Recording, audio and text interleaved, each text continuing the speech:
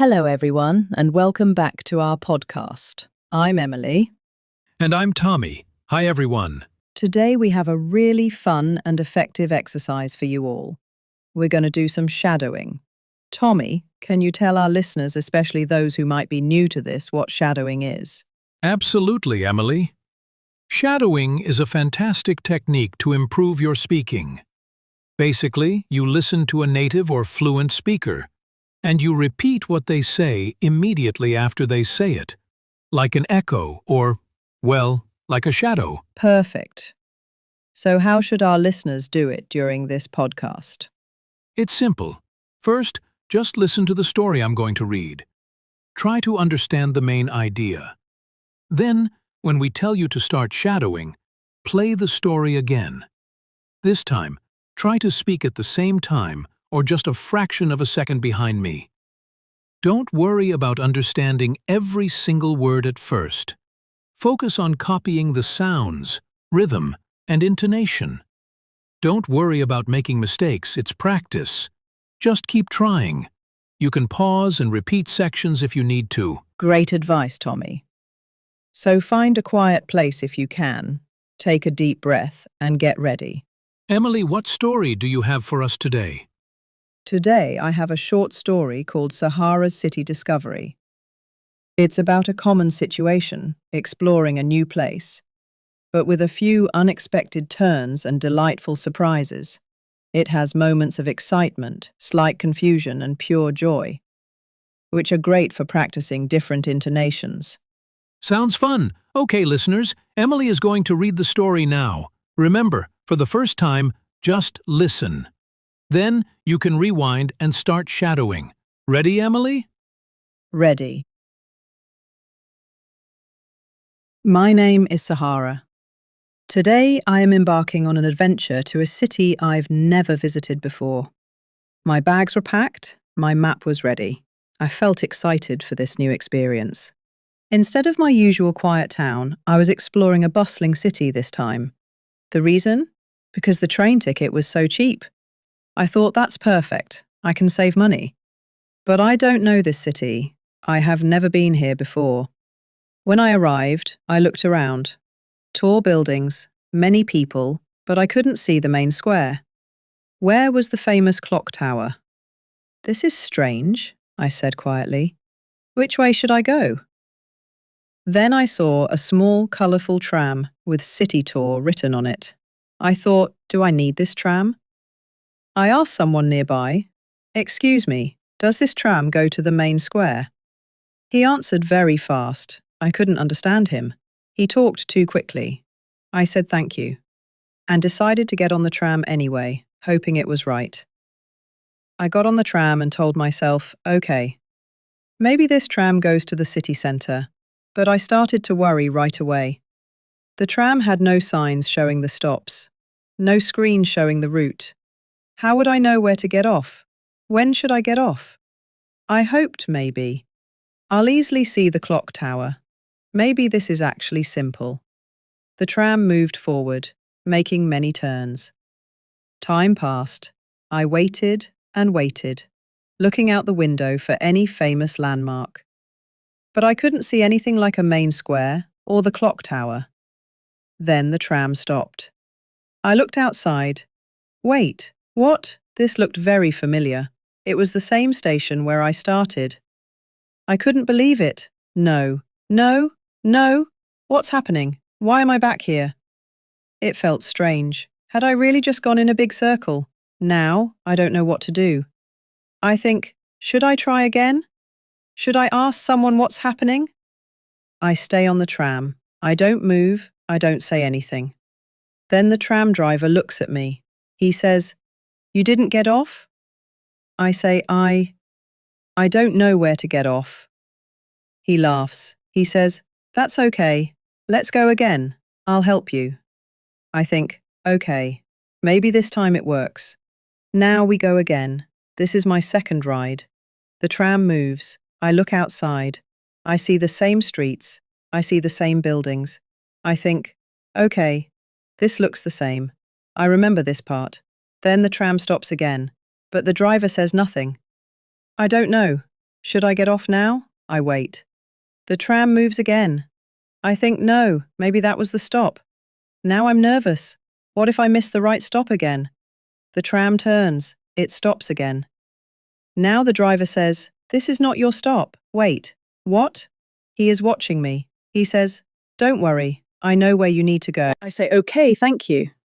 But I still don't know where we're going. What if I never get to the main square? What if I miss the city's best sights? Now I get off the tram. The driver points and says, "Go that way.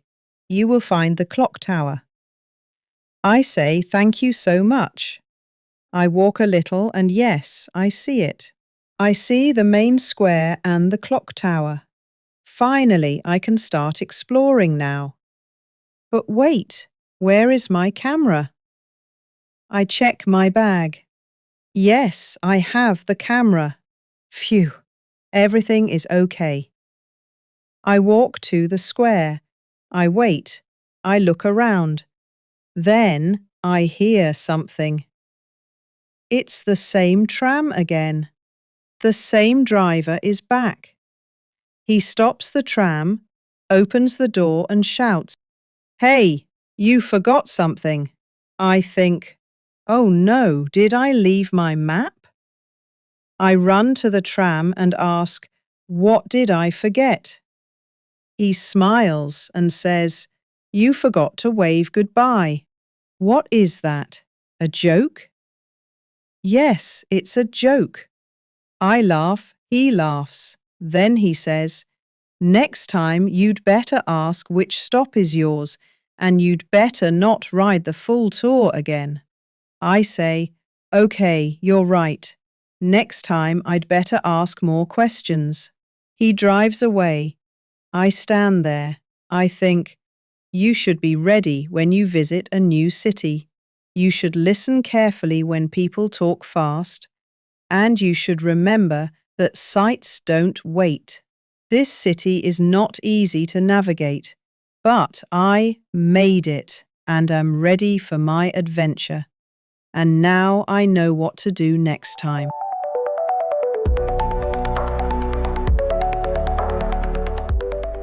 Wow, what an adventure, Emily. Poor Sahara, but a funny story in the end. Okay, well, Tommy, let's help our listeners focus on some specific sentences and their intonation. Could you repeat a few key lines from the story? Listeners, try to shadow just these sentences a few times, really focusing on the music of English. Of course, Emily. Let's start with Sahara's confusion. Repeat after me. How would I know where to get off? When should I get off? Good one. Try that again, listeners. How would I know where to get off? When should I get off? Now, how about his frustration when he arrives back at the start? Okay, this one has more energy. Repeat after me. No, no, no. What's happening? Why am I back here? Feel that frustration again. No, no, no. What's happening? Why am I back here? Excellent. Let's do one with relief when he finally finds the main square. All right. Pure happiness here. Repeat after me. I feel so happy. Finally. Lovely. One more time. I feel so happy. Finally. Great job, listeners. Practicing these short sentences helps you capture specific intonation patterns. Now, listeners, get back to the story section. Now is the perfect time to rewind and try shadowing Emily as she reads the story. Remember her instructions exactly. And remember, you can use this shadowing technique with almost any English audio you listen to. Songs, other podcasts, movie dialogues. That's right. Keep practicing, everyone. That's all the time we have for the English practice zone today. That's right. Keep practicing, everyone. That's all the time we have for the English practice zone today, and I hope so. Okay, let's kick off our podcast. What are the words today, Emily? The first word is embarrassed. Embarrassed. Embarrassed is an adjective. When you feel embarrassed, you feel a bit shy, maybe uncomfortable, or even a little silly because of something you did or something that happened. Like when you make a mistake in public. Exactly. For example, I felt so embarrassed when I fell in front of everyone yesterday.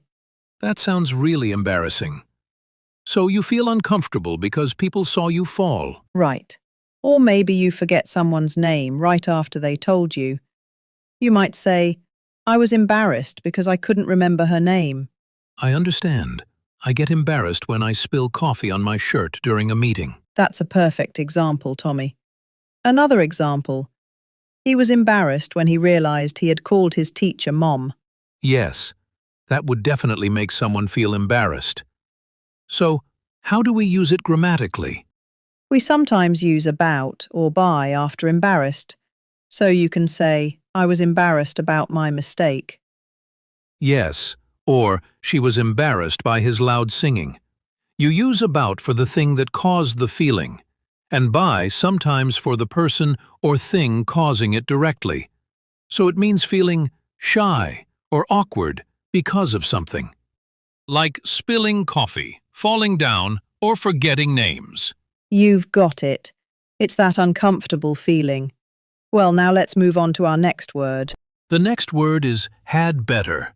Had better. Had better is used to give strong advice or to say what you think someone should do. It often suggests there might be a negative result if you don't do it. Ah, so it's like saying you really should. Exactly. For example, it's starting to rain. You had better take an umbrella. Okay, so if I don't take the umbrella, I'll get wet. I see the negative results. That's right. Here's another one. We had better leave now or we'll miss the train. And one more. He had better tell the truth or he'll be in trouble. So it's quite direct, isn't it? Yes, it is. It's stronger than should. Now, thinking about grammar, after had better, we use the base form of the verb without to. So we say, you had better go, not you had better to go. And for negative forms, we say had better not, as in you had better not be late, or you had better not go. Ah, okay. Like in your examples. Had better take. Had better leave. Precisely. And we often shorten had better in spoken English, like you'd better take an umbrella. Yes. Or we'd better leave now. It sounds more natural in conversation. It's quite common in spoken English, so it can be used in many situations. Okay, well, I think we've explained had better pretty well. Let's move on to our next word. The next word is embark on. Embark on. Embark on means to start something new, especially something that seems big, important, or challenging. Embark on means to start something new, especially something that seems big, important, or challenging. Think of starting a journey or a big project. So, not just starting anything, but something significant. Exactly. For example, next year they plan to embark on a trip across Asia. A trip across Asia sounds like a big journey. That makes sense. Right. Or she decided to embark on a new career path after 10 years in her old job. Starting a new career is definitely a big step. Yes, an important new beginning. Okay. Embark on. And what comes after on? A verb? After embark on, you typically use a noun phrase that describes the journey, project, or experience, like embark on a trip, embark on a new career, embark on a project. Can it be an activity like embark on learning something? Yes, you could say embark on learning Spanish, or embark on studying history. You'd use the ing form, but often it's a noun, like embark on a course. And you said it's a bit formal. Yes, it's generally more formal than just saying start or begin. You'll hear it or read it when people want to emphasize that the beginning is important or exciting. Okay, it's very clear. Shall we move on to the next word? Let's do that. The next words are get on and get off. Get on and get off. These are phrasal verbs. We often use them when we talk about transport like buses or trains. Get on means to enter or climb onto something, like a bus. Get off means to leave or step down from something, like a train. Get on means to enter or climb onto something like a bus.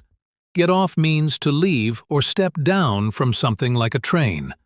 Yes, you get on to start your journey on the vehicle, and you get off when you finish. Exactly. Here's an example for get on. We need to get on the bus quickly before it leaves. And for get off, please remember to take your bags when you get off the train. This means remember your bags when you leave the train. Exactly, Emily. What do we use them for, Emily?